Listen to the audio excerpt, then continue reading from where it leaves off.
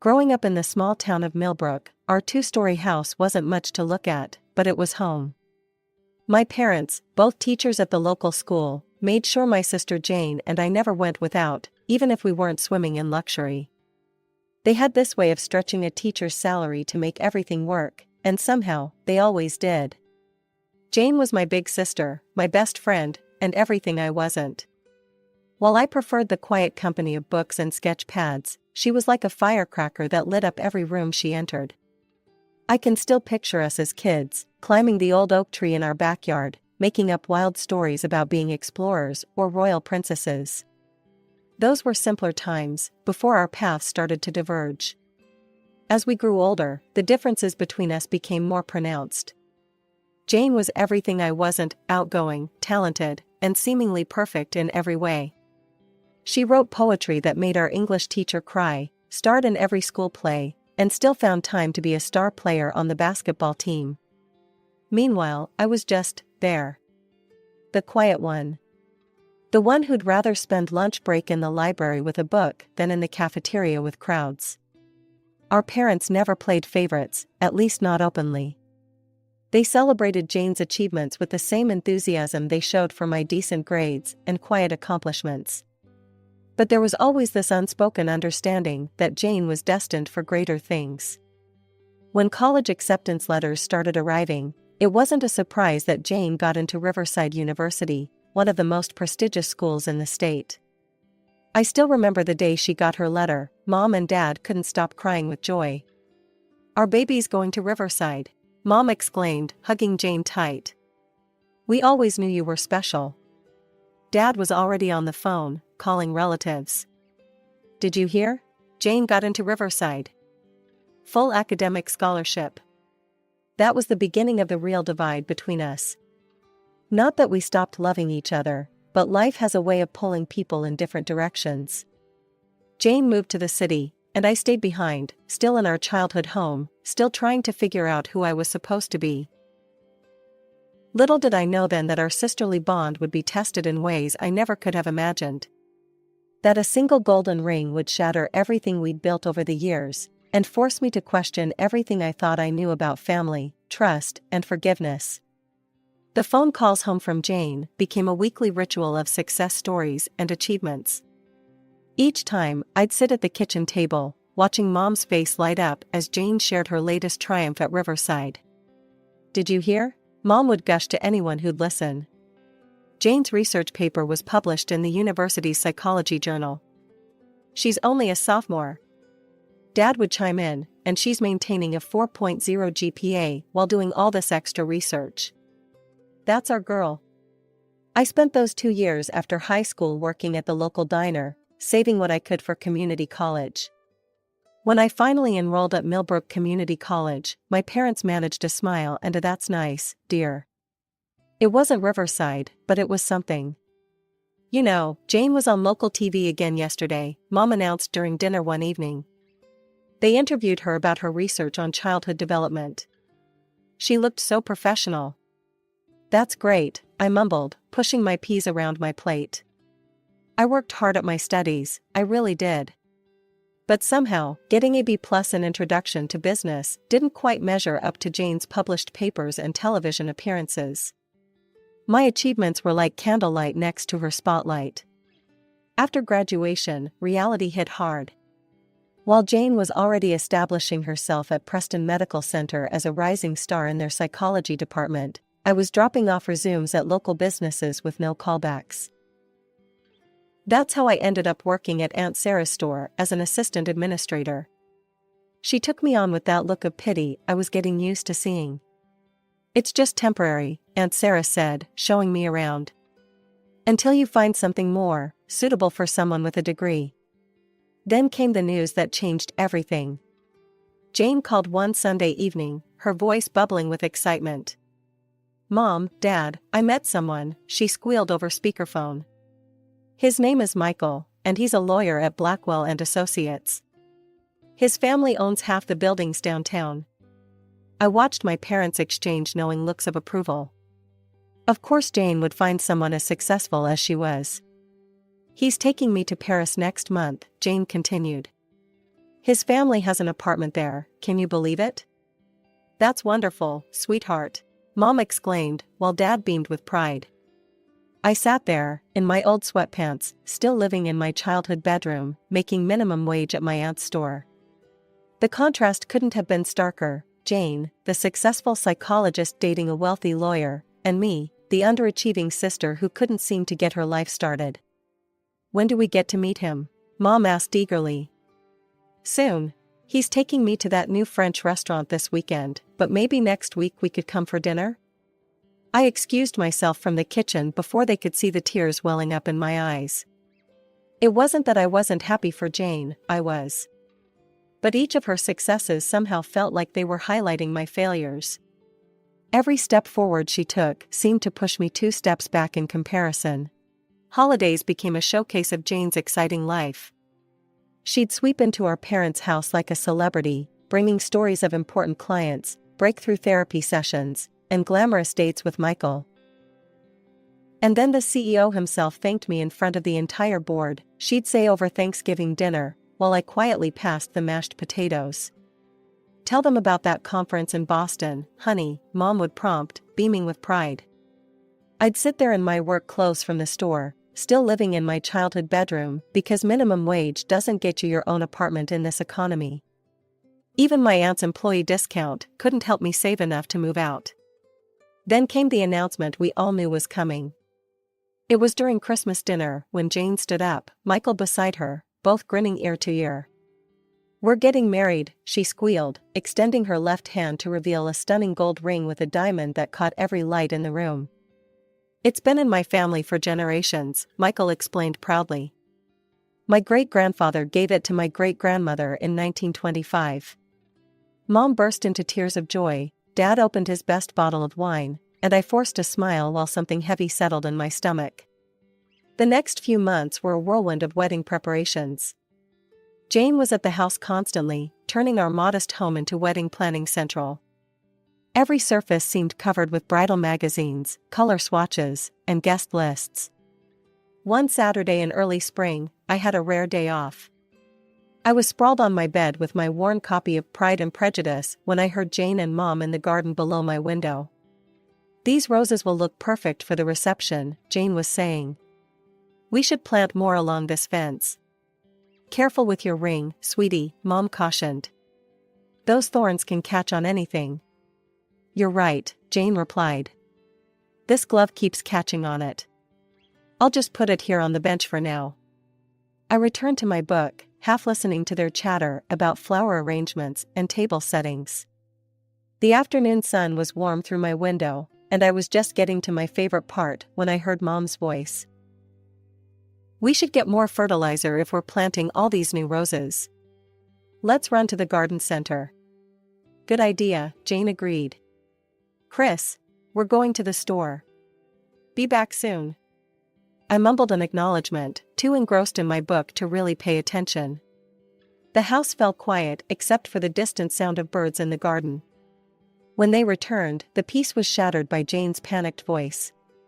Mom, the ring. It's gone. I looked up from my book at the commotion. Through my window, I could see Jane and Mom frantically searching around the wooden bench, pushing aside gardening tools and flower pots. It was right here. Jane's voice was getting higher with panic. I put it right here on the bench. Don't worry, honey, we'll find it, Mom assured her, but I could hear the worry in her voice. It has to be here somewhere. They searched until the sun started to set, combing through every inch of the garden, but the ring was nowhere to be found. That's when I first saw it in their eyes when they looked up at my window, that flicker of suspicion that would soon grow into something much darker. With shaking hands, Jane dialed Michael's number. I could hear his voice through the phone from across the room, growing louder with each word. What do you mean you lost it? His voice boomed through the speaker. That ring has been in my family for 4 generations. My great-grandmother wore that ring through 2 world wars. I'm so sorry, Jane sobbed. We'll find it, I promise. You'd better find it. The violence in his voice made me flinch. I don't care what it takes. That ring is irreplaceable. After she hung up, Jane turned to me, her face twisted with an expression I'd never seen before. "You took it, didn't you?" "What?" I felt like I'd been slapped. "Jane, I was in my room the whole time."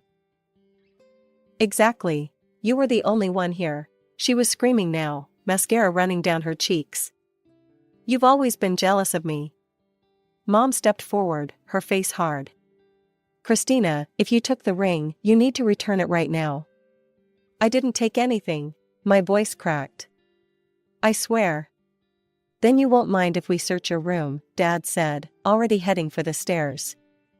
I followed them up to my bedroom, watching helplessly as they tore it apart. They rifled through my drawers, emptied my jewelry box, flipped my mattress, and dumped out my purse. Books scattered across the floor, clothes were strewn everywhere, and even my private diary was read page by page. "It has to be here somewhere," Jane muttered, throwing my sweaters onto the floor. Hours of searching turned into days, then a week. Each day, the accusations grew worse. "Just admit it," Jane cornered me in the kitchen one morning. "We all know you took it because you're jealous. You can't stand that I'm getting married while you can't even get a date." "Jane, please. Look at you," she spat. 27 years old, living with Mom and Dad, working a pathetic job that Aunt Sarah gave you out of pity. You're a loser, Christina, and you couldn't stand to see me happy." Mom stood in the doorway, arms crossed. "We're going to call the police if you don't return it." "Go ahead," I shouted back, finally breaking. "Call them. I have nothing to hide because I didn't take your precious ring." Each word was like a knife, cutting deeper than the last. The worst part wasn't the accusations or the threats, it was the look in their eyes. The absolute certainty that I was guilty, that I was capable of betraying my own sister out of jealousy and spite. Word spreads fast in a small town. Within days, my parents' version of events had reached every corner of Millbrook. At the grocery store, former neighbors avoided my gaze. At church, people who'd known me since childhood suddenly found reasons to sit in different pews. I was restocking shelves at my aunt's store when I heard her voice behind me. "Christina," Aunt Sarah's tone made me freeze. "We need to talk." In her small office, she didn't even offer me a seat. "Your mother called me this morning." "Aunt Sarah, please." She held up her hand. "I took a chance on you when no one else would. And this is how you repay me? By stealing your sister's engagement ring?" "I didn't." "Clean out your locker and turn in your keys." Her voice was ice. "I won't have a thief working in my store." The walk home felt like a death march. Maybe Mom and Dad would finally see how this was destroying my life. Maybe they'd realize I would never do this. I found them in the kitchen. "Aunt Sarah fired me," I said, my voice small. Mom didn't even look up from her coffee. "Pack your things." "What?" "You heard your mother," Dad said. "We want you out by tomorrow morning." The room started spinning. "You're kicking me out? Where am I supposed to go?" "Maybe you should have thought about that before you stole from your sister." Mom finally looked at me, her eyes harder than I'd ever seen them. "You brought shame to this family, Christina. I can't even look at my friends in the face anymore." "I'm your daughter," I whispered. "No daughter of mine would do what you've done." Her words cut like glass. "You have until morning." I stumbled upstairs in a daze, pulling my old gym bag from the closet. How do you pack up a life in one bag? Which pieces of yourself do you choose to take?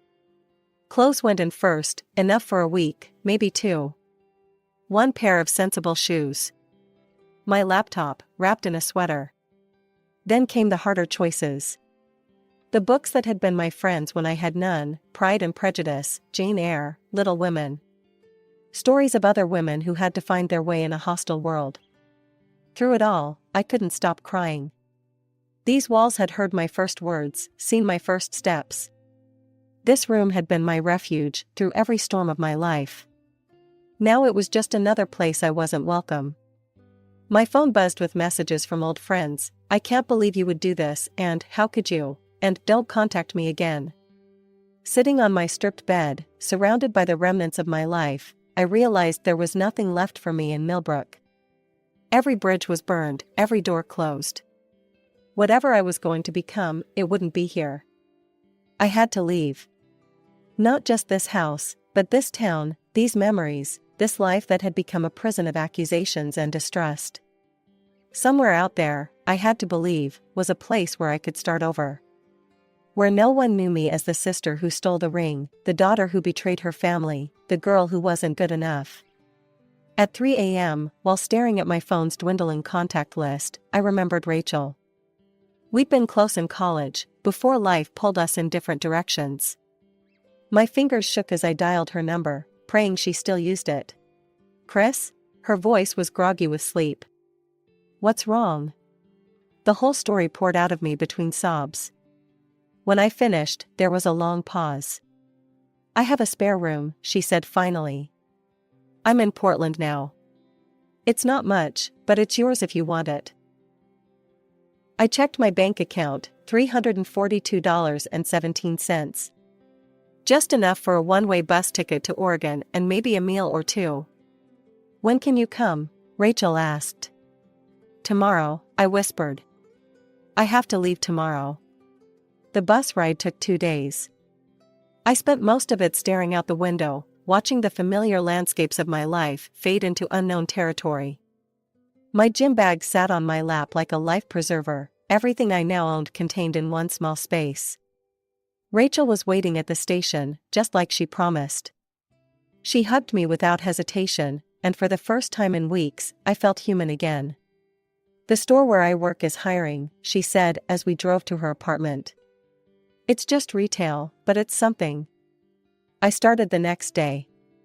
The store manager took one look at my business degree and my desperate eyes and handed me a name tag. "You start on Register 3. I threw myself into the work like it was a lifeline. Every shift, every sale, every minute was 1 minute further from Millbrook and the wreckage I'd left behind. When other employees complained about long hours, I volunteered to stay longer. When they grumbled about difficult customers, I took them on with a smile. 3 months in, they made me a floor supervisor. 2 months after that, assistant manager. By the 8-month mark, I was managing my own department. "You're different from most people we promote," my district manager said during my review. "You have hunger." He was right. I was hungry, not just for success, but for vindication, for proof that I could be more than what my family thought I was. The day I signed the lease on my own apartment was the day I finally felt free. It was small, just a studio with a kitchenette, but it was mine. No one could tell me to leave, no one could search through my things, no one could question my right to be there. I changed my phone number that same day. Deleted every social media account. Erased every digital footprint that could lead back to Millbrook. Rachel thought I was being extreme, but she didn't argue. "They're still your family," she said once, carefully. "No," I replied, unpacking boxes in my new place. "Family believes in you. Family stands by you." They stopped being my family the day they chose not to believe me. At night, in my new bed, in my new life, I sometimes wondered about them. Was Jane married now? Did Mom still garden? Did Dad still read the paper every morning at the kitchen table? But wondering was dangerous. Wondering led to doubting, and doubting led to that dark place where I questioned everything, including myself. So I focused on work, on building something new, on becoming someone who couldn't be dismissed or discarded. Someone who didn't need anyone else's approval or belief. Someone who could survive being erased from her own family's story. Despite my best efforts to move forward, there were nights when curiosity got the better of me. On those nights, I'd ask Rachel to check Jane's social media accounts from her phone. "She got married," Rachel told me one evening, scrolling through photos. "Big white dress, church wedding. Your parents look happy in the pictures." I nodded, pretending the information didn't cut like a knife. A year later, "She's pregnant," Rachel reported, showing me a photo of Jane cradling her belly, Michael's hand protectively placed over hers. She looked radiant. For years passed this way, me building my new life in Portland while getting occasional glimpses of my old one through Rachel's phone screen. For years of watching my family's life continue without me, through carefully curated photos and posts that never mentioned the missing daughter, the lost sister. Then came the call that changed everything. "Chris." Rachel's voice was breathless. "You need to see this." She sent me a screenshot of Jane's latest post. "To my sister Christina, I'm sorry. I was wrong. If anyone knows where she is, please help me find her. I need to make this right. Please share this post. Help me find my sister." I stared at the words until they blurred. "It's probably some kind of trick," I said finally. "I don't think so," Rachel replied softly. "Look at the comments. Your parents are there too, begging you to contact them." My hands shook as I read their comments. "Mom, please come home, sweetheart. We need to talk to you. Dad, we made a terrible mistake. Please give us a chance." After 4 years of silence, their words seemed surreal. But something in their desperation felt genuine. I called the old house number, half expecting it to be disconnected. Mom answered on the first ring. "Hello?" Her voice hadn't changed. "It's me," I said quietly. The sharp intake of breath, then, "Christina? Oh God, Christina." I could hear her crying, calling for Dad. Their voices tumbled over each other. "Please come home. We need to see you. There's something you need to know." "I can come next weekend," I heard myself say. The drive back to Millbrook was the longest of my life.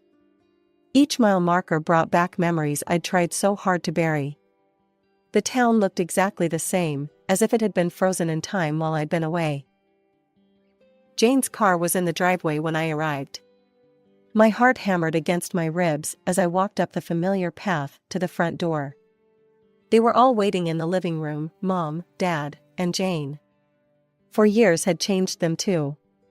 Mom's hair was grayer, Dad looked smaller somehow, and Jane was holding a sleeping baby about 4 years old on her lap. "We found it," Mom said, her voice breaking. "The ring. We found it." Dad stepped forward. "We were replanting the roses last week, and there it was, tangled in the roots."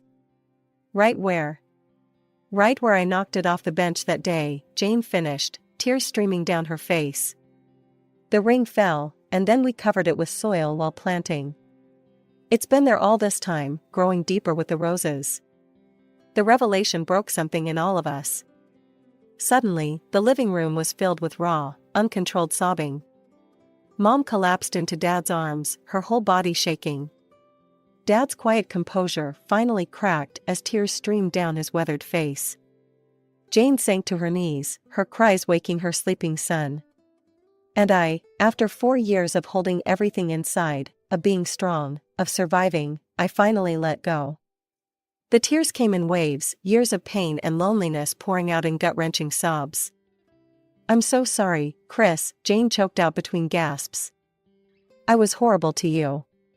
Cruel. Unforgivable. I let my fear and Michael's anger cloud my judgment. I chose to believe the worst about my own sister." Mom reached for my hand, but stopped short, uncertain. "We failed you as parents," she whispered through her tears. "We should have believed in you, protected you. Instead, we..." She couldn't finish. "Please," Jane pleaded, "tell us how to make this right. I'll do anything. We all will." I looked at them, these people who had once been my whole world, then my worst nightmare, and now I wasn't sure what they were. "I can't just pretend the last 4 years didn't happen," I said finally, wiping my eyes. "You didn't just accuse me, you condemned me. Turned the whole town against me.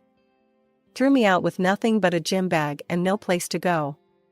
What if..." Mom hesitated, then continued, "What if we saw someone? A family therapist? Someone who could help us rebuild what we broke." "Once a month," Dad added quickly, his voice still thick with emotion. "As long as it takes." I looked at the little boy on the couch, my nephew, I realized with a start. He had Jane's nose and Michael's dark hair. 4 years of his life had passed without an aunt. "I'm not moving back to Millbrook," I said firmly. "I have a life in Portland now. A good job. Friends who stood by me when no one else would." "We understand," Jane said. "We don't deserve to have you back in our lives. But if you're willing to try, even a little." It took 3 months before I agreed to my first holiday visit, Thanksgiving. I brought Rachel with me for support. The dinner was awkward, full of careful conversations and avoided topics, but it was a start. Dr. Martinez, our family therapist, helps us navigate the harder conversations. In her office, we talk about trust and betrayal, about the weight of expectations and the poison of assumptions. Sometimes we leave her sessions angry or hurt, old wounds reopened. But slowly, carefully, we're learning to hear each other. Jane's son, my nephew Tommy, is the easiest part. 4-year-olds don't carry grudges or remember family sins. To him, I'm just Aunt Chris, who brings him books from Portland and teaches him to draw. His innocent love is like a bridge between who we were and who we might become. The roses still bloom in Mom's garden, including the ones that grew around that ring for 4 years. Sometimes I look at them and think about how truth, like a ring in the earth, can get buried under layers of assumptions and accusations. But truth, like those roses, finds its way to the surface eventually. I'm not the same person who left Millbrook with a gym bag and a broken heart. They're not the same people who cast me out. We're all learning that healing, like gardening, takes time, patience, and constant care. Some days are harder than others, but we keep trying. All right, everyone's presentations are done. Nick, the manager, said as he tried to move the discussion forward. Excuse me, I haven't. I recently found out something. Nick interrupted me and began to speak. There's apparently someone in this department who didn't graduate high school and is just a part-timer. Meetings should be for employees only. Absolutely right. His lackey, Mike, of course, agreed with Nick. I'm leaving. After leaving the meeting room, I started to shut down my computer. I noticed that an email had arrived, not in my personal inbox, but in the company's shared email. Thinking, there's no point in speaking up, no one will listen, I went home quietly. The next day, I heard a commotion from Nick's desk. He was staring at his computer screen, his face pale. Nick! Is something wrong? Mike looked at the screen with him. And he turned even paler than Nick. Why is he so angry? Knowing the reason for Mike's distress, I thought to myself, serves them right. My name is Adam. My mother passed away when I was in the 9th grade, and I was raised by my father. Well, you could hardly call it being raised. After my mother passed, my father changed. He drowned his sorrows in alcohol, and though he still went to work, he squandered our living expenses on horse racing. Because of that, I had to start working part-time as soon as I entered high school. Every month, I went to the convenience store with bills in hand that couldn't be auto-deducted from my father's account. Even though I endured it because I didn't want to be alone, I reached my limit in my 2nd year of high school and dropped out. I found a live-in job at a distant inn. Thank you for everything. The day I left home, my father, still staring at the TV, spoke. Take care. That was our last conversation. Back then, 18 wasn't the age of majority, so I needed my father's permission to work, and I couldn't hide my place of employment. Yet, my father never visited me even once. I kept working just to survive, and before I knew it, I was 42. Years of hard work paid off, and I was transferred to the headquarters. I was thrilled to be recognized by the company, as I thought I'd be working in the field until retirement due to my lack of formal education. Listen up. Our work can change the future of our employees. Don't drag us down. On my first day after the transfer, Nick, dressed in an expensive suit, spoke sternly. There was a reason for this. Our inn was located in a prominent tourist destination, known so well that everyone in the state could sing its commercial jingle. At its peak, we had 5 locations within the state. But that was long ago. Due to financial difficulties and aging facilities, only the place where I had worked for many years and the original establishment remained.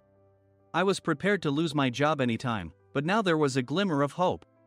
With the rise of social media, the tourist area where the inn was located started gaining attention again. Depending on how hard the sales department, where I was transferred, worked, we could either thrive or be forced to give up this prime location to the new hotel chains continuously popping up. For Nick, who had switched careers from another industry to strengthen our sales, this was a battle he couldn't afford to lose. I understood why he had to be strict. "I will do my best." Nick sneered at my enthusiastic declaration. "Did you not hear what I said?" "I'm sorry." I thought I was listening carefully. Out of habit from years of customer service, I apologized reflexively, though I had no idea what had offended him. Someone was watching me with a smirk. In this department, there are those who are expected to excel and those who have been shoved here because they have nowhere else to go. You are the latter. It was Mike, the section chief. He's 7 years younger, at 35. But he was called to headquarters much earlier than I was and had been moving around within the headquarters ever since. I'm not jealous, but I can't accept that he's my boss. Graduating from a prestigious university, he has an unusually high pride and caused many problems as a newbie, making things very difficult for me when I was the front desk leader. When I found out Mike was transferred to the sales department a month before me, I was disheartened. Mike is right. With just a middle school diploma, there's not much you can do. Don't even think about achieving results. As if I didn't exist, Nick remarked, "I'm thirsty." Mike eagerly ran to the coffee maker. It seems Mike is Nick's lackey. I regretted being happy about my transfer to headquarters, wishing I had stayed on site forever. Send a direct mail to every company on this list by the end of the day. Nick only assigned me tasks that even a new graduate could handle. What? There are over 1,000 companies. You want me to send to all of them by today? Yes, if you and your fellow misfits split the work, even those with nowhere else to go should finish by today. I glanced at the employees typing away expressionlessly. They were worn out from customer service, only thinking about leaving on time, or were women reassigned after having children, with zero motivation for work. Even Sam, a new graduate from the same university as Mike, who was supposed to be among the expected achievers, had no enthusiasm for the job, having joined the company wanting to do customer service. "I don't care what they say, I plan to quit any time," he said. Only Nick and Mike were highly motivated, making all the decisions between the two of them. I originally only wanted to work at the inn to survive and had no particular attachment to this job. I swallowed my words, thinking I had no right to reprimand them. About a month after the transfer, Nick told us with a frustrated look. "To commemorate the 50th anniversary, we've decided to create a plan exclusive for one group per day. Originally, Mike and I were supposed to come up with it, but our president, Mr. Thompson, insists on hearing everyone's opinions. So, you all get a chance." As Nick explained, Mike began handing out prints. "Make sure not to embarrass Nick. If your ideas are half-baked, you'll have to redo them." It seemed that they had printed his handwritten notes by Mr. Thompson, which included several questions and a section for free responses. It made sense why Nick had to seek our input, given that all responses had to be submitted to Mr. Thompson. We were given a week to think about it, and a meeting was scheduled to compile our ideas. My plan is to let guests enjoy both the old and modern America. Nick began the presentations. Guests would watch a master confectioner at a nearby traditional sweet shop make sweets in front of them. The welcome drink would be premium tea in a bottle. Nick's plan was certainly attractive. After his presentation, Nick called on us to present in the order we were seated. Just as I stood up for my turn. "All right, everyone's presentations are done." "Excuse me, I haven't. I recently found out something." Nick interrupted me. "There's someone in this department who didn't graduate high school and is just a part-timer." He was likely talking about me. I joined the company as a part-timer and was made a full-time employee when I turned 20. That was 20 years ago, so Nick and Mike probably had no chance to know until recently. Meetings should be for employees only. Absolutely right. After that, Nick kept creating opportunities to solicit everyone's opinions, purposefully excluding me from speaking. The meeting unexpectedly heated up and went past the scheduled end time. A few people asked to leave, and the discussion continued with the remaining few. "Still here?" Normally, you'd leave in that situation. Though I had no attachment to the job initially, hearing kind words from customers made me want to make them happier. For someone like me, with nowhere to go, the inn was my home and customer service was my life. I felt pathetic about my current self. I'm leaving. I left the conference room and started shutting down my computer. I noticed an email had arrived, not in my personal inbox, but in the company's shared email. Thinking no one would listen to what I had to say anyway, I quietly went home. The next day, while preparing the DM as instructed, I heard a commotion from Nick's desk. In his haste to stand up, he hit his knee on the desk. He stared at his computer screen, his face pale. "Nick! What's wrong?" Mike, thinking he should be the first to rush over, approached Nick while still wearing his coat. He peered at the screen with Nick. And he turned even paler than Nick. Why is he so angry? Who is responsible for this company? Nick, more irritated than ever, asked, and Mike answered without checking. Probably Sam. Sam wasn't there because he was attending a morning training session for new hires. Nick gave up on getting angry and returned his gaze to the screen. They were looking at an email that arrived right after the end of the working day yesterday. Apparently, no one, including me, had checked it before leaving. The email was from a large company that used us for their annual employee trips. The president and executives of that company also frequently used our services personally. President of the company, Mr. Mason himself, had declared that neither he nor his company would ever use our services again. Well, some companies cancel their employee trips or stop using our services due to financial struggles. Let's just move on. Mike kept wiping the sweat from his forehead with a handkerchief. Knowing why Mike was so agitated, I quietly watched their interaction. Do you know how much revenue we get from that company? We can find other guests to fill the rooms, but we'll lose the banquet costs, gift shop revenue, rental car fees, and more. Moreover, the gifts were supposed to be prepared by the traditional confectionery shop involved in Nick's proposed plan. If it's known that we incurred such a huge loss at this critical time, Nick's position in the company would be jeopardized. Nick took a deep breath, seemingly trying to calm himself. All right, Mike. Go to New York right now and apologize to Mr. Mason. What? You're coming with me, right? I have urgent work to do. I trust you, which is why I'm entrusting this to you. Please. Mike, believing Nick's sincerity, agreed with a determined look on his face, saying, yes. That's Nick for you. Even if Mike went to apologize, Nick would shift all the blame onto him if the client didn't change their mind. Well, it was Mike's fault to begin with, so it served him right. About 3 hours later, Sam answered a call from somewhere and repeatedly apologized, saying, I'm very sorry. Everyone watched to see what was happening. After ending the call, he informed Nick with a weary tone. When Mike arrived at the client's company, he only made things worse, further infuriating Mr. Mason. He was demanding, get his boss here immediately. It was no wonder Sam was exhausted, dealing with such a call right after returning from training. What is that idiot doing? All right, Adam, you're coming with me. If sacrificing Mike didn't work, then I must be next. Normally, I'd want to refuse at all costs, but I saw an opportunity in this situation. If I can be of assistance, I'd be happy to join you. I immediately followed Nick, and we flew to New York. When we introduced ourselves at the reception, it became clear how serious the situation was, as the receptionist personally escorted us to the president's office. Angry voices leaked through the door, making both Nick and me uneasy. Excuse me. I'm Nick, the supervisor. I understand my subordinate has caused you trouble, and I deeply apologize. Nick, with his experience in the corporate world, knew enough to offer an apology before excuses. However, his customer service skills left much to be desired. I sighed as I saw Mike trembling like a small dog in the corner of the room. What kind of training are you giving your subordinates? Mr. Mason glared at Nick with a red face. The intensity of his gaze made even Nick take a step back. Regrettably, I joined this company only 2 years ago and was unaware of Mike's issues. I should have identified his shortcomings sooner. Indeed. I should have realized sooner.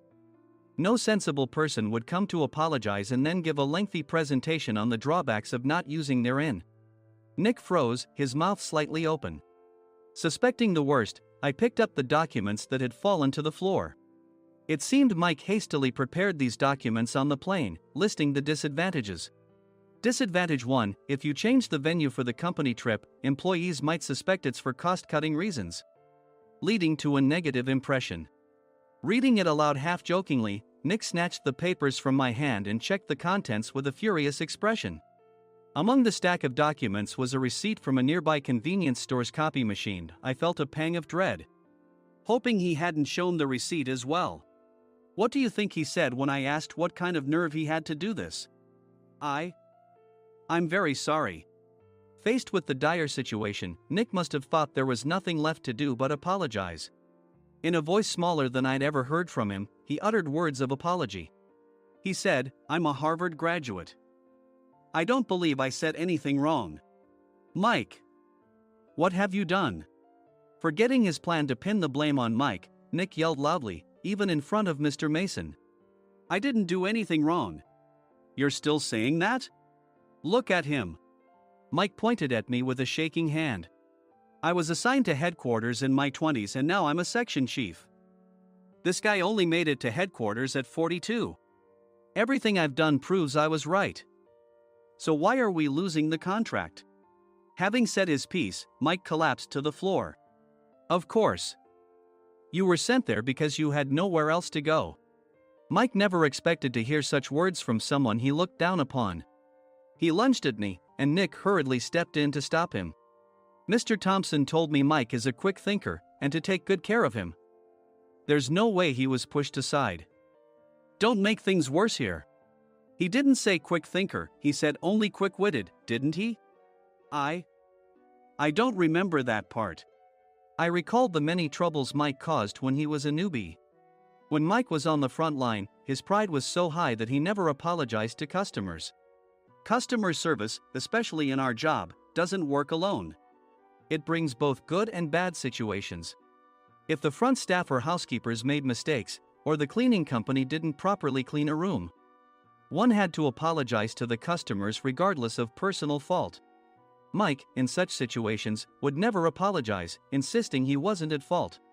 This often angered customers, and as the front desk leader, I frequently had to apologize on his behalf. He caused complaints and disrupted operations, which is why he was quickly moved to headquarters. In departments where he didn't interact directly with customers, his quick thinking was beneficial and things went well. But it seemed his flaws were starting to show. Corporate reservations are supposed to be entered into the system by the sales representative. But a quick check yesterday revealed that more than 10 items were missing from the client's reservation. The handover document clearly stated what needed to be prepared. Why didn't you enter it into the system? Why do we have to give them special treatment? Filling rooms near the banquet hall, setting up all the food in advance. Specifying the brand of wine, they're too demanding. No wonder he always angered customers, I thought, feeling a headache coming on. Grouping them in rooms near the banquet hall is for our benefit too. It makes it easier for the staff to set up beds and serve breakfast since everyone's schedule is synchronized. As for the other requests, Mr. Mason suggested them to lighten our load. I didn't know that. Nick finally seemed to realize that Mike was the one who had angered the client. What did you say to them? I just told them we wouldn't give them special treatment anymore. We shouldn't waste effort on things that don't bring in money. I was utterly exasperated at his lack of understanding of customer service. Of course, we shouldn't comply with unreasonable demands. But carrying over successful practices from past stays makes customers feel remembered and enhances their experience. Good memories encourage repeat visits. That's part of our job. I looked down at Mike, who was sitting on the floor. In our job, nothing is a waste. Mr. Thompson likely moved you to the sales department, hoping you'd finally understand this. How do you think he feels now that you failed to meet his expectations? Mike, tears in his eyes, fled the president's office. I was amazed he still hadn't apologized. You have it tough, Adam. It's okay, we're all employees of the same company. I deeply apologize for this disrespectful incident. Especially after all the care you've shown us. If it weren't for you, Adam, I really would have stopped staying here. When I heard you were moving to the sales department, I was willing to reconsider if you handled it. Seeing us talk so amicably, Nick's face contorted. Do you two know each other? Adam's service is excellent. I always requested him specifically.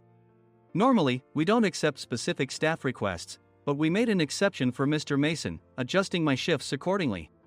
He had personally stayed at our hotel just before my transfer, and during casual conversation, I mentioned, I'm moving to the sales department soon. If I hadn't told him then, things could have been much worse. Please continue to take care of us. I look forward to it. On the return flight, Nick awkwardly offered me a can of beer. It's still working hours. Of course, I had no intention of forgiving him for a single beer. Nick might try to pin everything on Mike and avoid any consequences. While pondering this, a startling fact came to light. Nick, the tea bottles for the plan have arrived. I handed Nick a bottle labeled with our inn's name. They look good. What are you talking about? These are plastic bottles. I had assumed we would use the trendy, high-end bottling tea. But what arrived were ordinary plastic bottles of tea with customized labels. The only unique aspect was the label, which had the inn's name, making it look customized. Upon further investigation, I discovered that a substantial amount of money was set to be paid to the tea company. It was priced like bottling tea. Does this plastic bottle really cost $100 each? The tea inside is specially blended for us. The extra cost is for that. Wouldn't it be better to use another tea company? Or is there a specific reason we must use this one? As Nick continued to make excuses, I showed him a printed email. I informed the tea company's president, Mr. Mitchell, that we discovered irregular payments and he confessed. He said you two were high school classmates and planned to split the extra money. That idiot. Why did he confess? That's not important. You should worry about yourself, this could turn into a police matter. Opening the bottle cap, I suggested. How about calming down with this tea? It supposedly has a relaxing effect. Nick drank the tea frantically. In the following days, decisions were made about their fates. Mike was reassigned to the General Affairs Department, with no chance of transfer or promotion, as per Mr. Thompson's orders. As for Nick, since the payment to the tea company hadn't yet been made, he narrowly avoided legal trouble. Instead, he was encouraged to leave the company, and to avoid further complications, Nick submitted his resignation. Rumor has it that connections between HR departments have made it difficult for him to find new employment. Even though it was good to have those two gone, something unexpected happened in the sales department. Everyone became motivated and united in refining the 50th anniversary plan. In the end, my plan was adopted. We collaborated with the Tourist Information Center to provide personalized guides. The plan, tailored to the number of guests, was truly special for the 50th anniversary. Hey, is Adam's family coming to stay? I immediately booked that special plan for my family. Sam noticed it on the reservation list and quickly picked up on it. Yes, I'm inviting my father. That's great. I might invite my parents too. I lacked the courage to face my father just as Adam. But here, with the confidence Mr. Mason praised, I felt ready. The 50th anniversary plan was a perfect opportunity to reconnect with my father. I hoped to bring back the days when we could laugh together as we once did.